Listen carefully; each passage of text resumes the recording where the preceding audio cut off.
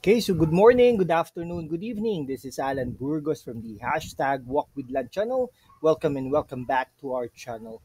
Friends, again, if you are not yet subscribed to our channel, please do it so now so that you can be a part of this growing family. We are now officially 7,088 subscribers. Okay, so 12 na lang, no? 12 na lang guys, ano na po tayo? 7,100 subscribers. Thank you so much guys, no? So ang ano po natin ngayon, pag-usapan lang po natin. Pag-usapan lang po natin bakit nga po ba dun sa recent survey na ginawa ng Pulse Asia naungusan na ni Rafi Tulfo si Vice President Sara Duterte. Okay, bakit kaya, no? Sa haba-haba ng ano, pero anyhow, okay, iano muna natin yung background nung dalawa, no? Para lang ano, kasi wag tayong pag may nag-survey, yun na po ang iboboto natin pag nauuna, 'di ba? Hindi ganoon. Dapat binoboto natin 'yan, boboto natin 'yan sa 2028 para naman sabihin natin worth it talaga yung pagboto natin. Kasi sabi nga nila, 'di ba? Sagrado ang boto natin. Okay? Sige, unahin natin si Vice President Sara Duterte kasi trailing siya no? Nauhuli na siya. Pero konti lang naman ang lamang ni Rafi Tulfo, no? Huwag kang kasi 1% lang 'yan. Okay? Ano pa 'yan almost statistically tied kayo ni Vice President Sara Duterte. Okay? Siyempre, sasabihin niyan, hindi pa naman kami wala yan. Hindi naman kami nagpre-prepare, hindi naman kami nangangampanya, pero in a way, deep inside, talagang may ginagawa na yung mga yan sa side ni Rafi Tulfo at sa side ni Vice President Sara Duterte. Umpisahan natin yung background ni Sara Duterte. No? Si Sara Duterte po ay isang Vice President, syempre, di ba? Inihalal po yan ng 32 million votes, no? 30 million electorates who voted for her last 2022. Syempre, alam naman po natin na may base na yan, no? 32 million no? 32 million, no? Hindi po biro yan, no? Pero hindi natin alam kung yung 32 million na yan, may mga loyalista na talagang bumoto sa kanya. Meron naman siguro, di ba? Okay, pero yung mga DDS, may mga hindi bumoto kay BBM, kaya 31 million lang yan, no? Yan. Hindi natin alam kung ilan dyan ang bumoto sa Ilocania, diba? Pero number 1 siya sa Ilocania, nanalo siya dun no? Okay? Siya po ay Vice President. Pero naging ano po yan. Pero ngayon po, ngayon po ay DepEd Secretary yan ng Pilipinas. So, marami na ba po tayo na pagtatanungan, no? Diyan sa Pampanga, sa Tarlac, diyan sa Ilocos, sa Las Piñas, mga iba't ibang panig ng bansa. May mga kaibigan po tayong mga teachers, kumbaga, no? Tayo rin naman, nagtuturo sa kolehiyo naman tayo, no? Okay? So si Vice President, marami namang nagugustuhan yung serbisyo niya, no? Pero ang request, no? Ang request ng ibang mga guro o halos lahat ng guro o lahat ng guro ay magkaroon sila ng insurance. Insurance, okay? Tapos yung HMO, okay? Tapos yung dapat ma-increasean na daw sila, na? Tapos yung dagdag bonus, kumbaga, no? Yung mga ganun, mga ganung bagay, no? Para naman sabi nga nila, walang yumayaman na guro sa Pilipinas, pero sa tutusin, dapat meron silang pangkapital para yumaman sila, kumbaga, 'di ba? Tsaka dapat tinuturuan sila ng mga finances, kumbaga. Yan. Okay? Ganun po ang katuruan. Katuruan, no? May nagsabi sa akin ng katuruan. Pero ano naman, balasubas naman, 'di ba? Anyhow, yan, no? Yun po talaga dapat ang Okay? Yan. Tapos, syempre dapat ang mga guro ay inilalayo natin, no? Sa mga politiko. Yan, diyan. Mga politiko diyan sa eastern side of Metro Manila. Okay? Clinic-claim nila na sila ang may kagagawan ng pagtaas ng kalidad ng edukasyon. Hindi pero baka naman totoo, pero hindi naman dapat ganoon, no? Dapat maging independent sila dun sa local government. Kaya nga DepEd no? Yan, DepEd. Diba? Pero hindi dapat yung parang kunwari isang syudad, no?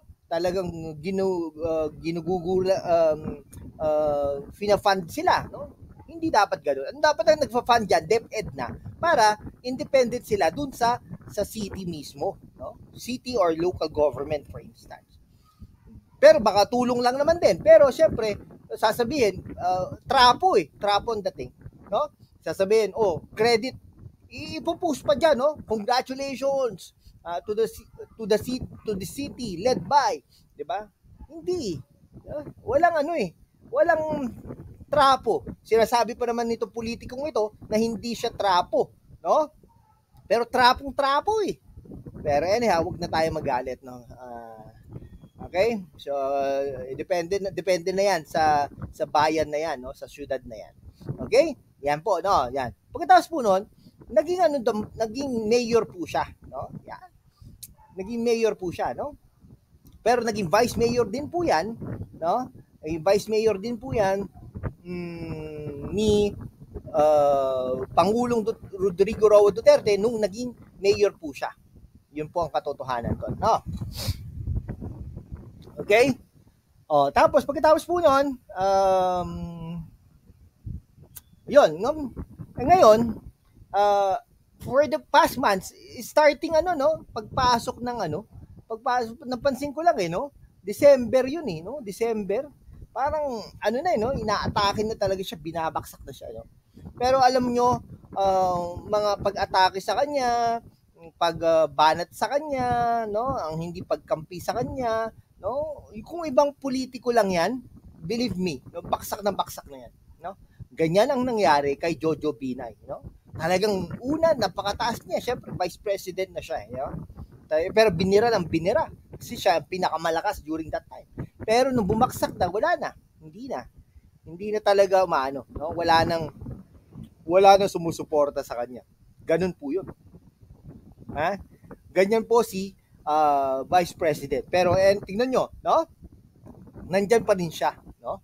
O sana ma-maintain niya yan, o sana maungusan ni Vice President Sara Duterte. Pero siyempre, you expect na may gagawin si Sara Duterte para naman umangat pa siya kay Raffy Tulfo, no? Si Raffy Tulfo naman po, si Vice President Sara Duterte matagal na yan sa gobyerno, no? Yan, abogada din yan. Si Raffy Tulfo po ay broadcaster, no? Yan, marami pong binanatan niya na mga personalidad, no? In the past, namamahiya ng guro, no? Namamahiya po yan talaga. Totoo, kung napapanood nyo, no? Pero siguro, for the good thing, di ba?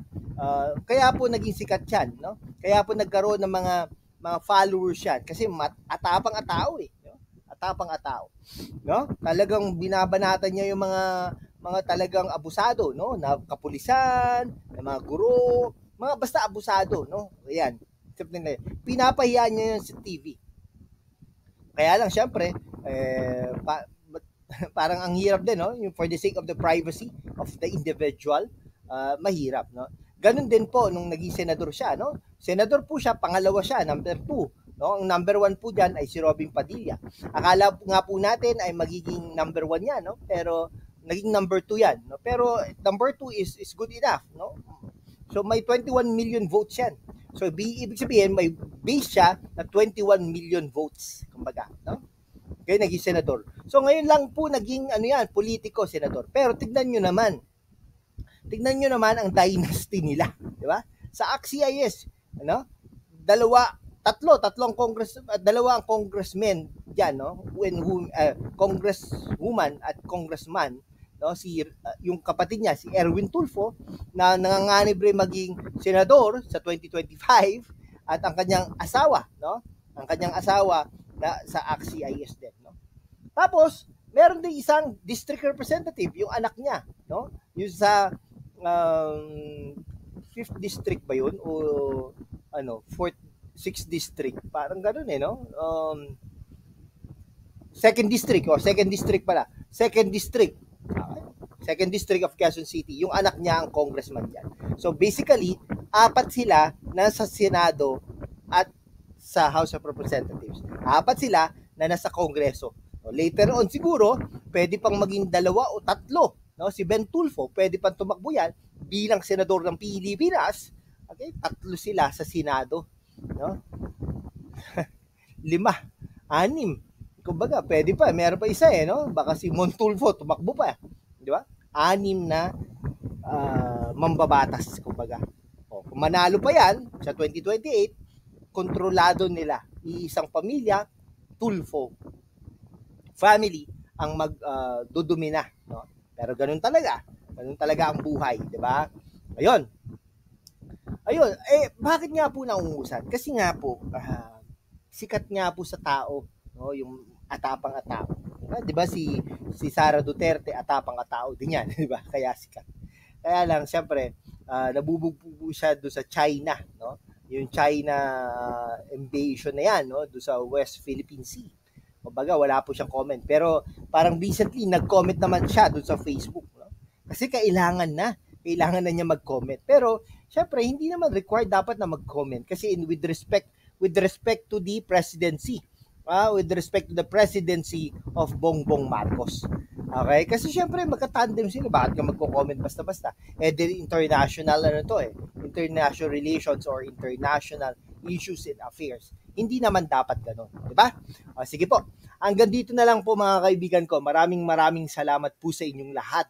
Okay? Lahat po ng inyong mga komento ay talagang binabasa po natin. No? Maraming salamat po sa inyong lahat. Kung hindi ka pa nakapag-subscribe, mag-subscribe ka naman para naman we can be able to maintain and sustain this channel. Thank you so much, guys. God bless you all.